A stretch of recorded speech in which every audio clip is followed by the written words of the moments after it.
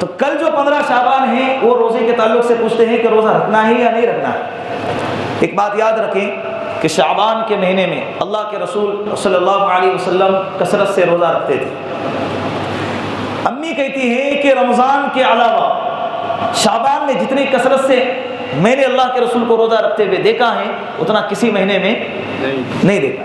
حالانکہ اللہ کے رسول کا معمول تھا وقتاً فوقتاً روزہ رکھا ہی کرتے تھے، پیر جمعرات کو روزہ رکھتے تھے، ہر مہینے کی 13، 14، 15 تاریخ، اردو تاریخ میں 13، 14، 15 تاریخ جس کو ایام 20 کہتے ہیں، ایام 20 کے روزے اللہ کے رسول بڑی کثرت سے رکھتے تھے ہر مہینے کا۔ جب شعبان آتا تھا تو پورا مہینہ شعبان پہ اللہ کے رسول روزہ رکھتے تھے، اور روزہ رکھنے کی ترغیب بھی دی ہے 1 شعبان سے لے کے 27 شعبان تک، 28 اور 29 کو روزہ رکھنے سے منع فرمایا، اس لیے کہ یہ 2 دن کے بعد رمضان آنے والا ہے جو کہ فرض روزوں کا مہینہ ہے۔ یہ 2 دن کھا پی کر اپنے آپ کو چست اور چالاک بنائیں، اچھا صحت مند بنائیں تاکہ فرض عبادتوں میں کوتاہی نہ ہو، اسی لیے 28، 29 کو منع کیا۔ شعبان کے پورے مہینے میں روزہ رکھنا افضل ہے، شعبان کے پورے مہینے میں روزہ رکھنا افضل ہے، کبھی بھی رکھو، یہ 15 شعبان کی فضیلت نہیں ہے۔ ابن ماجہ کی ایک روایت ہے 15 شعبان کے تعلق سے،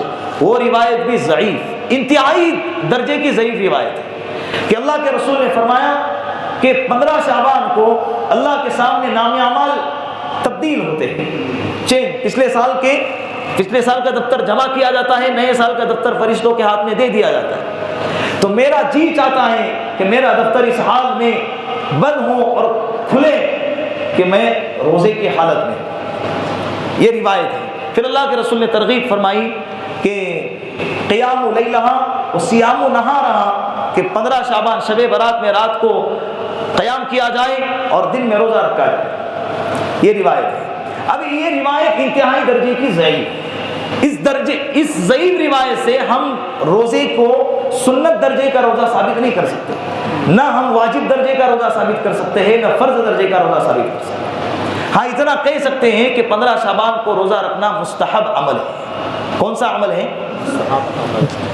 اب یہاں پہ محدثین اکرام کی ایک بہت بڑی جماعت نے یہ نقطہ نکالا ہے کہ جس علاقے میں، جس ماحول میں اگر مستحب اور عبادت کو سنت، واجب اور فرض کا درجہ دیا جانے لگا، جس ماحول میں، آپ الفاظ کو دہرائیں، جس ماحول میں، جس علاقے میں سنت مستحب درجے کی عبادت کو سنت، واجب اور فرض کے درجے کا درجہ دیا جانے لگا تو اس وقت میں اس عبادت کو چھوڑ دینا افضل ہو جاتا ہے۔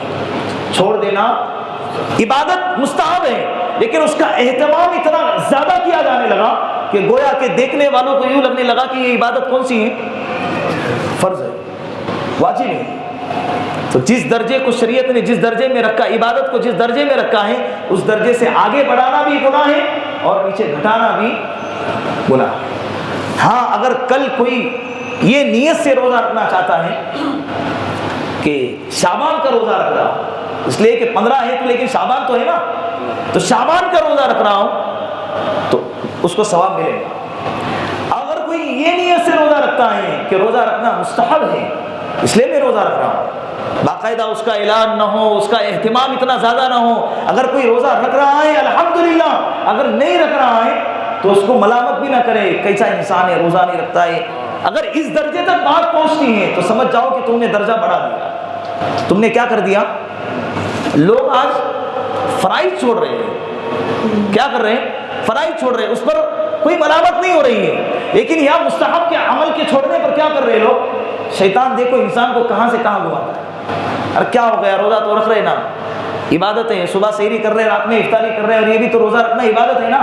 نہیں، دین نام ہے اتباع کا، اپنی مرضی کے مطابق چلنے کا نام دین نہیں ہے۔ تمہارا دل کہے گا کہ عید کے دن بھی میں روزہ رکھوں، شریعت نے منع کیا ہے، شریعت نے عید کے دن روزہ رکھنے کو حرام قرار دیا ہے، روزہ ہی نا، لیکن نہیں رکھ سکتے اس لیے کہ دین نے، شریعت نے کہا، منع کر دیا ہے۔ تو دین نام ہے اتباع کا، جس درجے میں کرنے کو کہا ہے، جس کیفیت سے کرنے کو کہا ہے، انشاءاللہ اسی درجے میں کریں گے اور اسی کیفیت کے ساتھ کریں گے۔